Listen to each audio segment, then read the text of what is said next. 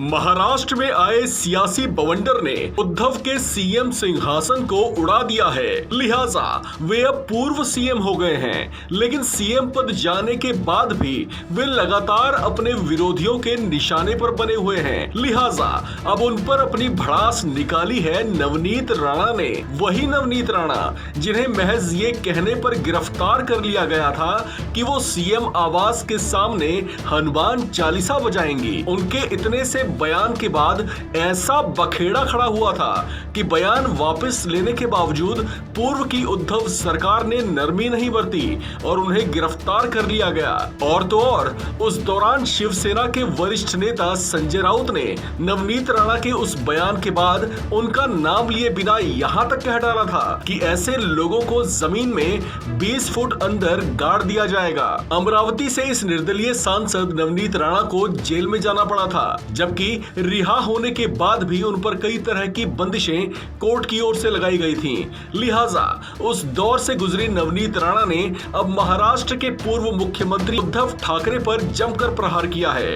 नवनीत राणा ने अपने एक बयान में तंज कसते हुए कहा, उद्धव ठाकरे को सत्ता का लालच है। उद्धव ठाकरे को आखिर अपने पद से इस्तीफा देना ही पड़ा, लेकिन ये काम करने में उन्होंने बहुत देर कर दी। वो आखिर तक इसी लालच में रहे कि कैसे भी उनकी कुर्सी बची रहे।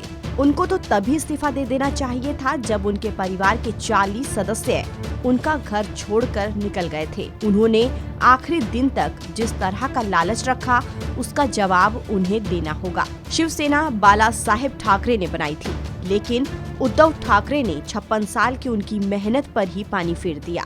अपने अहंकार के चलते उन्होंने पार्टी का ये हाल किया है।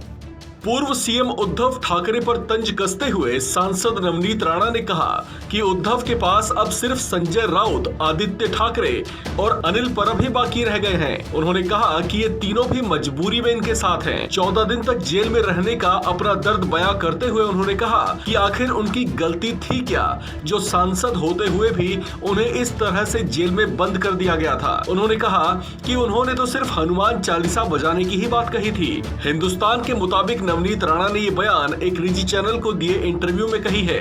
गौरतलब है कि महाराष्ट्र में अब सत्ता का उलटफेर हो चुका है। जल्दी ही यहाँ पर एक नई सरकार का गठन होने जा रहा है। महाराष्ट्र में इस सत्ता परिवर्तन से सांसद नवनीत राणा खासा खुश दिखाई दे रही हैं। इस खबर में फिलहाल इतना ही। बाकी अपडेट्स के लिए बने रहिए वन इंडिया हिंदी के साथ।